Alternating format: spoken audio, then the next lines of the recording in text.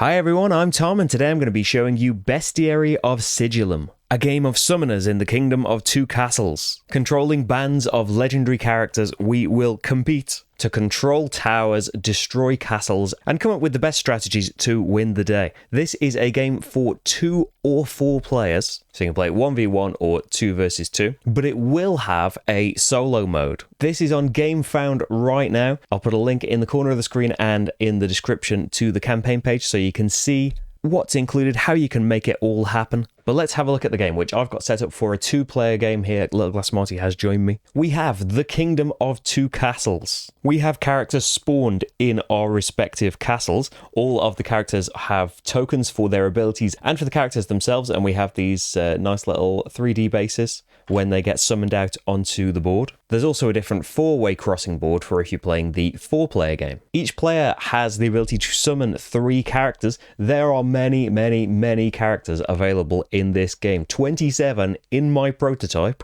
You pick 3 each. You can just pick them in a kind of easy starting mode, or you can draft them, alternating picking and banning when you're more experienced. I've gone with the suggested starting setup here, where one player controls Architectus, Malleus, and Catapultus, and the other controls Saxum, Illicebra, and Armus. This does mean that I've chosen the only character in my prototype that doesn't have a lovely big picture here. But look, you can see it on a token. The aim of the game is to destroy your opponent's castle. We have these health tracks indicating how much damage our castles can still take. You damage each other's castles by either controlling these catapult towers. Usually that's achieved by having more characters surrounding that tower than another player, but there are abilities that can affect that, of course. And you can also do it by exiling other opponents' characters. All characters have a health point maximum. When they take damage equal to their health, they are exiled, and the player controlling them takes a damage. They do, though, get resummoned in that player's castle. A safe zone. There are 3 different types of characters. There's these strength characters. They're offensive characters,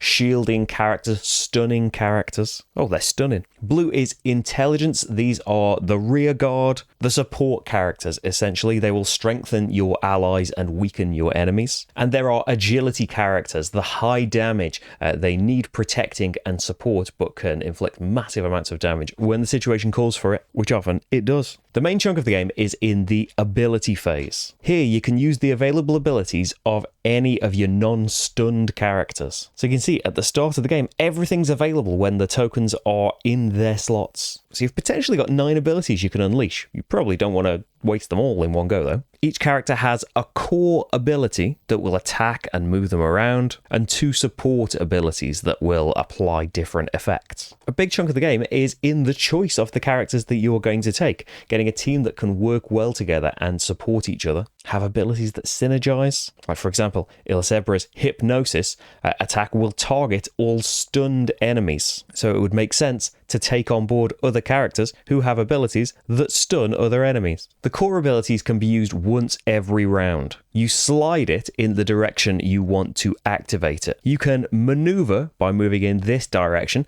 and that can move your character to one adjacent hex. You can only move in spaces if other characters aren't there. The core ability can also attack by moving it in that direction. The targeting section of the ability tells you how it targets, so all enemies in adjacent hexes can be attacked by the Rock Blast. Unfortunately, though, it does 0 damage, plus 1 per defense point on Saxum, so just attacking with him is useless. That's why he has support abilities. Like, for example, Stone Skin, that can only target Saxum. It will increase his defense. It gives him one of the many modification tokens, but this goes on cooldown. We'll see the time dial in effect in its time phase, which you don't have in the first round, but when you use an ability, you can see that it's using Stone Skin. It goes on a cooldown for 3 rounds. Or if you can get Saxum in a mountain hex, it's only on cooldown for 2 rounds. So if you did that first and then tried your Rock Blast, it would now do a damage because you've got a defense point. When characters take damage, you put a damage token on them. Architectus here's got 5 health. He wouldn't be worried about that. Whereas someone like Illicebra,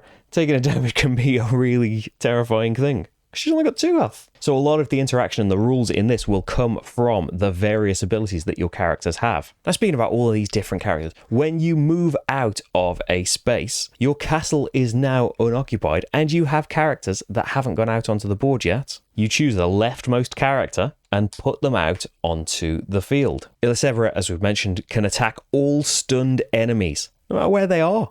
Her Portal of the Underworld can target any of her allies and swap their positions. Goes on a massive cooldown of 5 though. Temptation can target any enemy in a hex in a straight line from Illusebra and stun them. Also great, of course, for her attack, which stuns all enemies. It goes on cooldown though for 5 rounds, -1 for every hex between Illusebra and the target. So the further away that you do it, the shorter time it will have to go on cooldown for. You're safe in your castle though, so no stunning and locking you in there in the very first turn. So you can start working out, maybe moving towards the towers, being in the right types of terrain to get the lowest cooldowns on your abilities, trying to position yourself for the best attack. Armus over here, he's a defender. He can shield slam any enemy in an adjacent hex for 1 damage. He can charge any enemy in an adjacent hex. He moves them in a straight line away and then takes their previous position.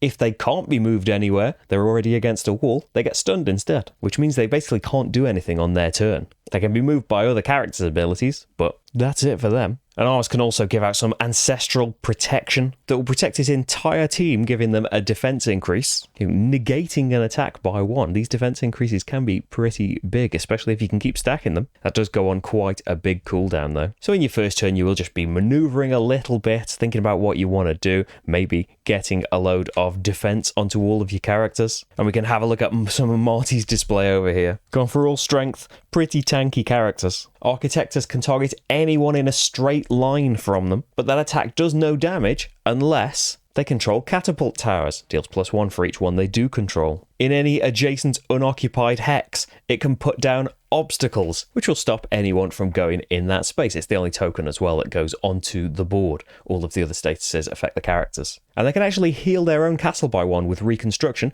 and it goes on a lower cooldown the more allies they have in mountains. You got 3 characters, there are only 3 mountains. And I think, yeah, Saxon wanted to be in a mountain as well. There's going to be some squabbling in there. Malleus the Earthshaker can deal a damage to anyone next to him. His Fisher can attack all enemies in hexes in a straight line in front of him and stun them all. But it's on a 4-round cooldown. Could be great to do though, later on, especially if he maneuvered himself this way. Stun a load of my characters in one go. I wouldn't get to do much on my next turn. Or he can dig a ditch. Himself or any ally in an adjacent hex can be targeted as long as they're standing on a catapult tower. They're digging a moat around it, and they would get an increase to their control stat. So I mentioned controlling these catapult towers is all about having the most characters around that tower. That's because every character by default has control points of 1. So by Malleus increasing his own control value, he could negate the 2 control I've got here, because if there's equal numbers next to a tower,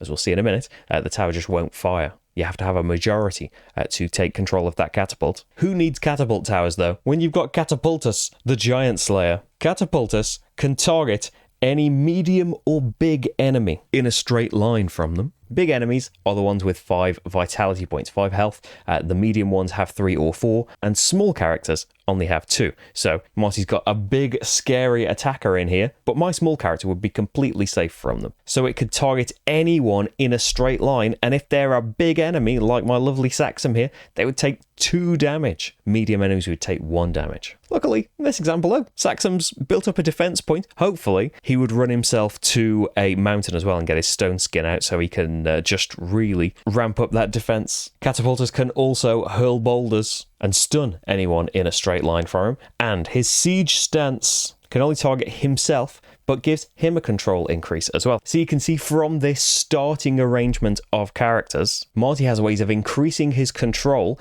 and maybe getting in charge of both of these catapult towers, still being able to do some decent attacking and stunning as well, throwing obstacles down and getting in my way, and healing himself a little bit. I'm all about increasing my defense, sneaking around and stunning a lot, and doing a bit of damage from Armus, damaging all stunned enemies, great for my stunning abilities. And remember, the more Saxum gets defense, the more damage he does. And especially with Illusebra's swapping around ability, she could go somewhere. Saxum could be going to mountains to keep his cooldowns for his stone skin down. Illusebra could get where he needs to go and then use her ability to swap them around, and suddenly he is in the thick of it, packing a massive punch, because in this case anyway, none of Marty's characters have defensive abilities. There are, of course, a ton of different effects, as you can see from all of the markers here. Depending on the characters in play, you might be able to increase attack as well as defense and control, and also debuff.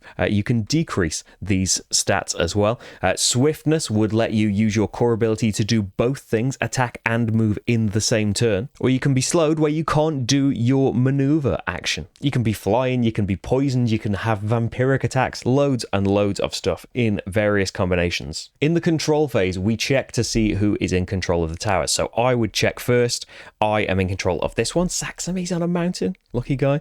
So there is no one else over here. The catapult would fire and deal 1 damage. Over here at this tower though, we've got 2 versus 2, so it wouldn't fire at all. So after I've had my abilities and check control, then Marty would get his turn, do abilities, check control, and then we would end the round. At the start of every round except the first, we have the time phase. The time dial goes 1 sector clockwise, and you can see all the cooldowns are kind of being worked out for us. You get your abilities back when the arrow is pointing at your ability token. You reset your core ability. Any positive effects on you go away, and negative effects you've put on your opponent go away too. But all the effects your opponent did on their previous turn will stay on you. In their time phase, they remove it all. As I said, there are loads of characters, there are loads of combinations of abilities. Abilities that heal allies or give them swiftness. Tempest can reduce the cooldown length of an ally's turns or increase the cooldown of an enemy's abilities. Cornubus can fly in a straight line or nosedive attack in a great big line as well. Toxicum can chuck people in the water and poison it. Lignum deals damage based on how many enemies are around your target, so how many of their allies are touching them. Because it's like they're the master of puppets, they're making their allies attack them thematically. In the 4-player game, we are in teams of 2 controlling our own castle each. Each person will have 2 characters to take control of, and our teams take turns. So in the ability phase, you have your 2 characters, your teammate will have another 2 characters, and you coordinate, you will cooperate and try and strategize how best to use them together. There's also plenty more catapults around, and still the same, have control of it, they will deal a damage to an enemy's castle. You still share in a damage track though, so if someone's castle gets damaged, the whole team takes that damage. Because the game ends as soon as any one of the castles runs out of health. You can also play a 2-player game on this board where you choose 4 characters, 2 castles each, and you kind of divide your team of 4 up into the 2 castles. And as I mentioned, there will also be a solo mode that I don't have in this prototype, unfortunately, but hopefully I can be back at some point in the future telling you how this works against some kind of AI opponent. For now though, I hope this has given you some information about Bestiary of Sigillum. It is on GameFound right now. Again, the link is in the description to make it happen. There are hundreds more videos on this channel if you would like to stick around, watch some more, subscribe if you like. Thank you very much for watching this one though, and I will see you for the next game. Bye everyone.